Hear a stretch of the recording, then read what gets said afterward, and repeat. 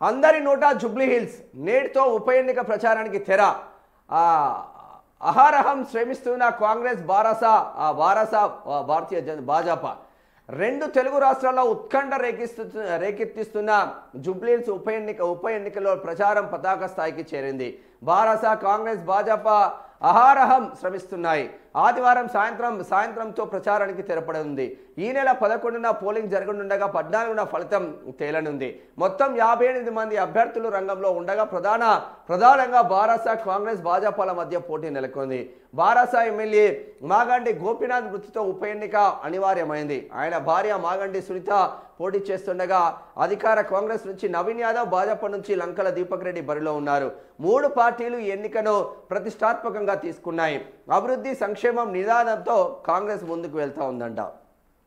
ఇక అధికార కాంగ్రెస్ తరపున సీఎం రేవంత్ రెడ్డి స్వయంగా ఎన్నికల ప్రచార బాధ్యతలను చేపట్టారు. జూబ్లీహిల్స్లో గెలిచి కాంగ్రెస్ పాలనపై ప్రజల్లో విశ్వాసం పెరుగుతుందని రుజువు చేయాలనేది లక్ష్యం.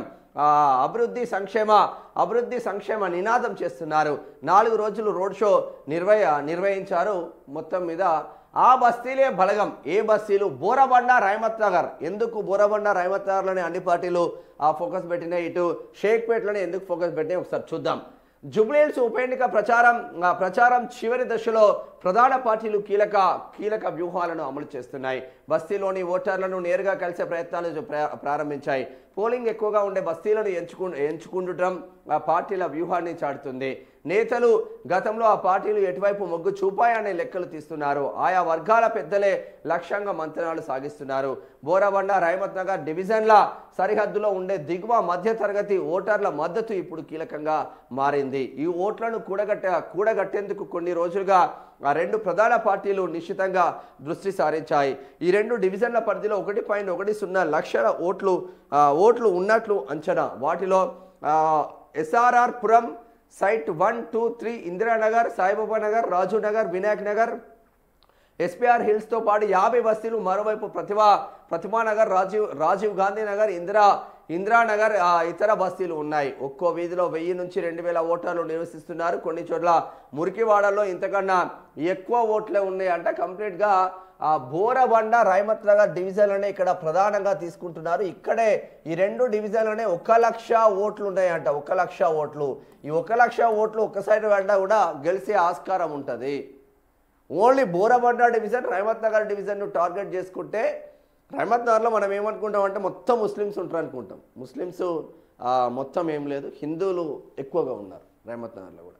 బోరబండలో కూడా బస్తీలు కాబట్టి బోరబంద, మోతీనగర్ ఇవన్నీ బస్తీలు కాబట్టి కార్మిక్ నగర్ పెద్ద ఎత్తున ఈ రెండు డివిజన్లని ఎక్కువగా టార్గెట్ చేస్తా ఉన్నారు. నెక్స్ట్ షేక్పేట్ డివిజన్లో హిందూ ఓట్ బ్యాంక్ మొత్తం పోలరైజేషన్ కోసం బండి సంజయ్ కానీ వీళ్ళంతా తిరుగుతూ ఉన్నారు. మొన్నటి వరకు ఫీల్డ్లో లేదు, అసలు భారతీయ జనతా పార్టీ థర్డ్ ప్లేస్లోకి వెళ్ళిపోయింది అన్న ఆ చర్చ భారతీయ జనతా పార్టీ కార్యకర్తల నుంచి వచ్చిన నేపథ్యంలో బండి సంజయ్ సడన్ ఎంట్రీతో ఒక్కసారిగా సితారా మారింది. మొన్న ఏకంగా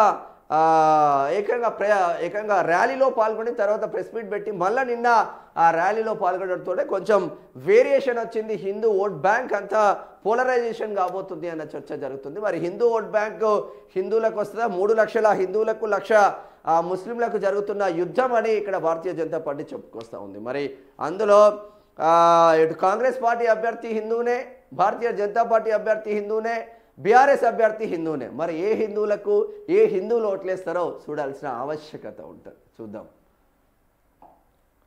ఇది గట్టిగానే నడుస్తూ ఉంది. ఇక భాజపాను గెలిపిస్తే సీతారాం నగర్గా జూబ్లీ హిల్స్. కేంద్ర మంత్రి బండి సంజయ్ వ్యాఖ్య. భాజపాను గెలిపిస్తే జూబ్లీ హిల్స్ పేరు సీతారాం నగర్గా పెట్టేస్తారంట. సీతారాం నగర్గా. ఇది ఇట్లా ఉంటే లౌకిక పునాదులపై ఏర్పడిన కాంగ్రెస్ పార్టీ. ఉప ముఖ్యమంత్రి భట్టి విక్రమార్క జూబ్లీహిల్స్లో అమాత్యుల ప్రచారం. సమావేశంలో ప్రసంగిస్తున్న ఉప ముఖ్యమంత్రి భట్టి విక్రమార్క, చిత్రంలో పొంగులేటి శ్రీనివాసరెడ్డి, వేం నరేందర్ రెడ్డి. కాంగ్రెస్ పార్టీ లౌకిక పునాదులపై ఏర్పడిందని, సమాజంలోని అన్ని వర్గాల ప్రజల అభ్యున్నతి కోసం పనిచేస్తుందని ఉప ముఖ్యమంత్రి భట్టి విక్రమార్క అన్నారు. ఇందిరమ్మ ప్రజా ప్రభుత్వాన్ని ఆశీర్వదించడానికి క్రైస్తవ ప్రతినిధులు సమావేశం కావడం శుభ పరిణామం అన్నారు. జూబ్లీహిల్స్ ఇంటర్నేషనల్ సెంటర్లో శనివారం కాంగ్రెస్ అభ్యర్థి నవీన్ నవీన్ యాదవ్కు మద్దతుగా నిర్వహించిన పాస్టర్ల సమావేశంలో బట్టి పాల్గొన్నారు. జూబ్లీహిల్స్ ఉప ఎన్నికల కాంగ్రెస్ విజయానికి సహకరించాలని కోరారు. తమ పార్టీ అభ్యర్థిలో గెలుపునకు ప్రత్యేక ప్రార్థనలు చేయాలని. మరి ఇక్కడ ఒకటి మాట్లాడుకోవాలి మనం. నవీన్ యాదవ్ అభ్యర్థి కోసం క్రిస్టియన్లందరూ ఏకమైన్లు. నవీన్ యాదవ్ అభ్యర్థి కోసం ముస్లిమ్స్ అందరూ ఏకమైంది. కాంగ్రెస్ అంటేనే ముస్లిమ్స్ అంటేనే కాంగ్రెస్ అన్న వ్యాఖ్యలు ఇక్కడ ఇమాంల నుంచి గట్టిగానే ఎదురుదెబ్బ తగులుతూ ఉన్నాయి ఇక్కడ రేవంత్ రెడ్డికి. మరి క్రిస్టియన్లు కాంగ్రెస్ పార్టీ కోసం ఏకమైతే, ముస్లింలు కాంగ్రెస్ పార్టీ కోసం ఏకమైతే, మరి హిందువులు ఏ పార్టీ కోసం ఏకం కావాలి? హిందువులలో నువ్వు యాదవ్, నేను మున్నూరు కాపు, నువ్వు గౌడు, నేను పద్మశాలి, నువ్వు కమ్మరా, నేను కుమ్మరా అని కులాల కొట్లాటలతోనే నడుస్తూ ఉంది.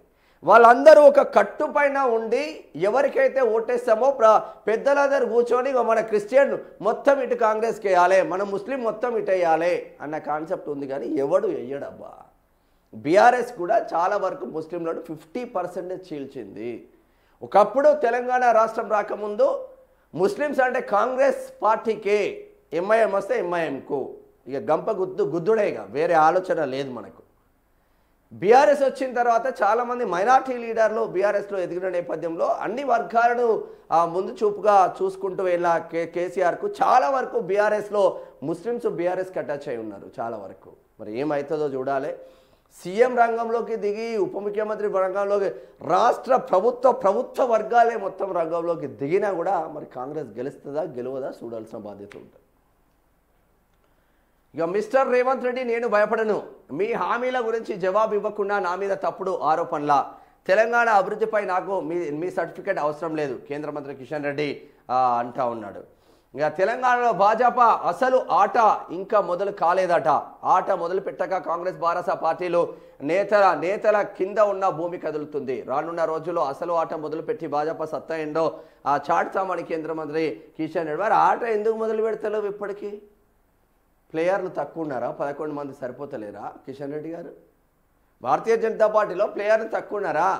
ఒక దిక్కు బండి సంజయ్ ఉండే, ఒక దిక్కు కిషన్ రెడ్డి మీరు ఉంటిరి, ఒక దిక్కు రఘునందన్ రావు ఉండే, ఒక దిక్కు ఈటల రాజేందర్ అన్న ఉండే, ఒక దిక్కు ధర్మపురి అరవింద్ ఉండే, అటు పాయల్ శంకర్ ఉండే, ఉన్నొక్కడిని కథం పట్టించే రాజాసింగ్ను.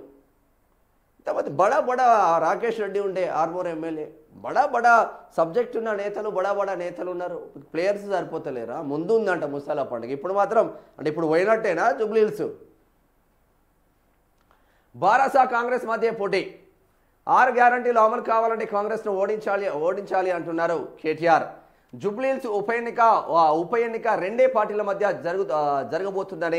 జరుగుతుందని బారాస కార్యనిర్వాహక అధ్యక్షుడు కేటీఆర్ అన్నారు. 6 గ్యారంటీలను ఎగ్గొట్టి పేదవాణి గూడు కూలగొట్టి వాళ్ళ నడుం విరగొట్టి ఉపాధి లేకుండా చేస్తున్న కాంగ్రెస్కు పేదవాడి కోసం ప్రభుత్వాన్ని గల్లాపట్టి నిలదీస్తున్న బారాసకు మధ్య జరుగుతుందని ఆయన పేర్కొన్నారు. బారాస కారుకి కాంగ్రెస్ బుల్డోజర్కి మధ్య జరుగుతున్న ఎన్నికలు మరి ఎవరిని ఏడించాలని ఎర్రగడ్డ డివిజన్లో ఇక్కడ కేటీఆర్, పల్లా రాజేశ్వర్ రెడ్డి, మాజీ ఎమ్మెల్సీ సలీం, మాగండి సునీత అభ్యర్థి. మొత్తం మీద జూబ్లీహిల్స్లో ఇటు రేవంత్ రెడ్డి, ఉప ముఖ్యమంత్రి కిషన్ రెడ్డి, బండి సంజయ్, ఈటల రాజేందర్ అన్న, రఘునందన్ అన్న, ఇక మొత్తం ఒక రేంజ్ అంటే అందరూ ఎవరి కష్టం వాళ్ళది చెప్పుకోవచ్చు. ఇక చూద్దాం మరి.